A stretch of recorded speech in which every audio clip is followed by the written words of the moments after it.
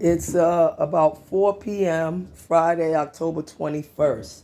And I guess, internet, y'all have to excuse that my home is not in perfect order, like, town and country or, house beautiful or whatever other assorted bullshit that y'all try to pretend. I notice y'all on the internet.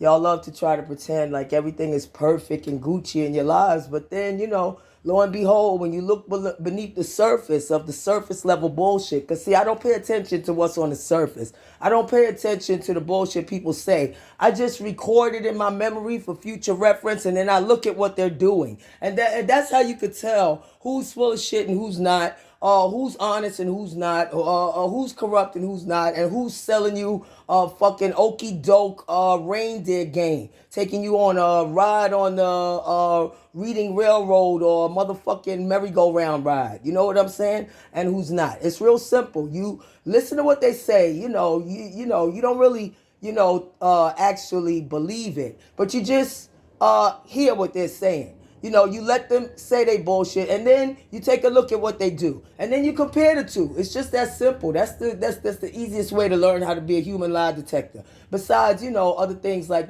body language, facial expression, tone, eye contact, all kinds of other things. That they won't teach you in school, but it's okay. See, because I don't need them to teach me, because I do the teaching sometime.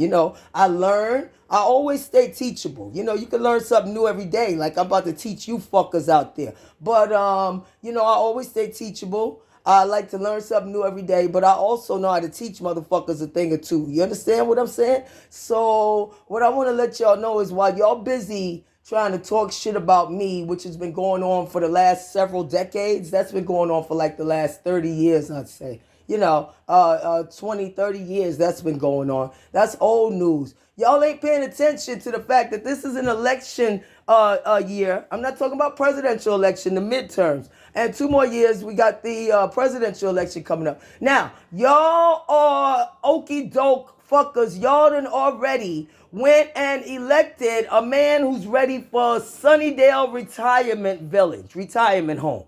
Okay, but what I notice is everybody's trying to stay stuck on the 4 years that the last president Trump was in office. Okay, and while I'm not gonna say Trump was perfect, but at least he did come in from a perspective of trying to change the corrupt system. Whether you like him, love him, or hate him, he tried to make changes that benefit the American people and benefit the safety of people overall and the American economy. And while he was in office, we had no wars. For all of y'all who's running around like Chicken Little with your head cut off, just repeating, being like a fucking a record stuck.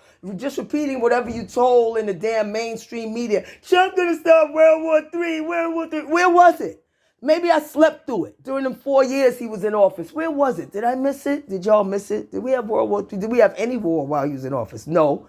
Economy was good. People were getting jobs. There was a more safety in the streets. I know because I live here. I don't give a fuck what them rich celebrities say, them politicians say. They don't live on these damn dangerous city streets like I do here in New York. Like my people do in Chicago, or people do in Miami, or people do in LA, where our kids' blood is running in the street. Kids' blood is running in the street. We got the gangs taking over, the drug gangs, sex trafficking, children don't make it home safe. I'm not just talking about like my sister Cheryl Outerbridge, who was murdered Monday, December 2nd, 2013. No, I'll make sure she's never forgotten, and what was done to her is never forgotten. But I'm talking about other innocents. Like my sister might not have been innocent. She got herself involved in what she was involved in. And unfortunately, she put her trust in the wrong people and got in too deep. And she didn't ask for help from her big sister. Next thing you know, there she goes. She's gone. She's dead. But I'm going to make sure that it wasn't in vain. That what happened to my sister, I'm going to try to make sure it doesn't happen to anybody else. Or that any other people think twice before they get involved in stuff that look good on TV. They make it look good on TV, don't they? Things like threesomes, or things like, making big money, dealing drugs, or whatever the case may be. They make it look good on TV, don't they? And it doesn't always end up good. We know that. Okay? Everybody, you pay for what you do. We all do. We all pay for what we do, including me too. Everybody, everybody pays. They always try to sell you the middle, the Gucci part. I look at the end. I look at the end. jails, institutions, and death. That's what all that shit gets you, the corruption and the shortcuts. So I don't give a fuck what the celebrities say, what the politicians, what the media say, because they're all benefiting from this system. Do you notice that no matter what bad things go on, they never suffer? Do you notice that? They never suffer. Why they tell us we all in the same boat together. Bullshit. That's what they sell to you uneducated, ignorant masses. Whether it's my American black people or whether it's the foreigners coming here that they let in, but they don't want them in their neighborhoods. Right, Hamptons? Y'all don't want them in y'all neighborhoods, right? Where Kamala was, or right, where the mayor of DC was, or whatever. They don't want them in their neighborhoods. Isn't that right? Okay, so I don't even want to hear the okie doke bullshit because I live here in the neighborhoods where all the crime is, whether it's come from my people, the foreign people, whether the corruption from the corrupt Popo. Shout out to the corrupt 4-4 precinct, fuck you, and the corrupt 3 Dirty 30 where I learned everything about him. Shout out to Maxwell and his white solid deadly partner from the 90s who I saw kill a deal on the rooftop. Not you, Maxwell, but your partner. You know he did. He punched him with one punch with them loaded gloves and killed him, okay? Right in front of me on the rooftop. And you let me go. Thank you. I appreciate that. You liked me, Maxwell. I kept my mouth shut. I always did. For over 30 years, you know that too. So, you know, if I'm talking, then you know it's because of the dirty 4-4 precinct and how I called for help 15 times with the gangbangers at 1315 Miriam across the street, and they didn't help. Or with the crackheads down the hall, 24/7 crackhead B&B, bed and breakfast, and they didn't help with that either. Or how one of the crackheads burnt my door.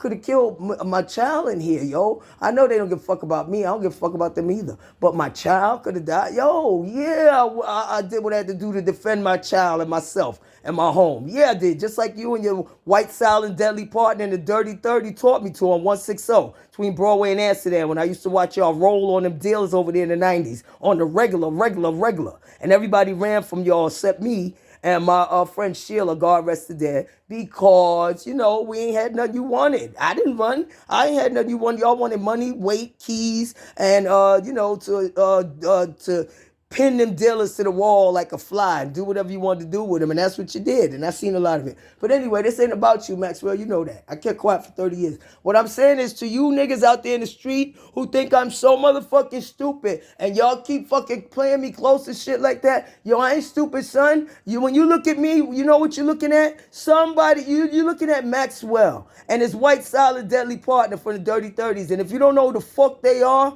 you better fucking find out real quick, son, about the Dirty 30 and in the 90s how they went in there and they had to clean house and they indicted like 12 of them, but they said in the documentary about the Dirty 30 that's out there on YouTube, even they said, yo, there was much more of them who got away, yo. I know 2 of them who got away. Maxwell, Black Maxwell, the silent white deadly partner who killed the dealer on the rooftop. Not Maxwell, his partner did it. Right in front of me. They did a lot of shit in front of me, and I know how to do all of it. And I learned a lot of other shit from my homeboys, the OGs, who used to hustle over there and clock dollars, you know what I'm saying? And get PCs and help bring custodies and all of that shit. And when they wasn't doing that, they was robbing the motherfuckers and then going back the next day and playing dumb. Like they didn't know what happened. And I used to help them sometimes. They taught me how to do all of that, yo. But anyway, so when you looking at me, you looking at all of that from 160, yo, okay? So if you want to keep trying to fuck with me and play me close, yo, no, I'm watching you closely, just like Maxwell and his white silent deadly partner used to do on them dealers on 160,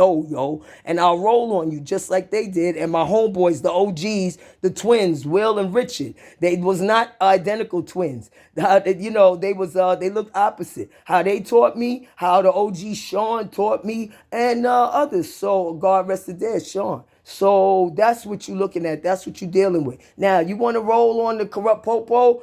Somebody like the corrupt Popo from the Dirty 30 from 160, where they brought in the weight over there in the Heights, where they brought in the weight. You didn't know that? And they still bringing weight on the low, but because TNT busted their asses down. I was there when the first TNT bus went down on the block. That was the first TNT bus in Manhattan, yo. I was right there, 160, the day it happened, yo. I can tell you the whole deal. But you want to keep going? Don't play me close, homeboy, or I'll do you just like Maxwell and his white partner did them dealers over there. And just like my homeboys, the twins, OGs, Will and Richard, how they do them niggas. And come back the very next day and play dumb and be like, yo, And they'll give them a fucking half a gram to, well, if you could tell, they'll be like, yeah, well, I'll talk to my people and see what I can find out. If I find out anything, I'll let you know, nigga. And yeah, and they was the ones who did it. And I used to help them do shit like that. And I seen everything Maxwell and his partner did, done. Now, you want to keep playing me close? You playing Maxwell and his partner close. And the OG twins, Will and Richard from 160, you playing them close. Because I roll like they roll. And they did a lot of shit, done. A lot. Now, the twins, they never killed nobody. But the corrupt Popo Dirty 30, you better check out that documentary and see how they got down over there in the 90s. I'm surprised y'all right across the bridge and y'all that stupid y'all didn't know. You know why you didn't know? Because y'all never came over there to buy weight. Y'all was the small timers. They couldn't stand you back then and they can't stand you now. Because all you had was small money, big mouth, big attitude, and big drama and big problems. And they didn't need that. All they want is big money, no big mouth, no big attitude, and no big problems. And y'all not that. That's why you didn't know. And you're right across the bridge, dummies. And I knew that about y'all way back in the 80s because they talk about how much they can't stand y'all. Y'all ain't nothing but trouble and small money. That's why you didn't know.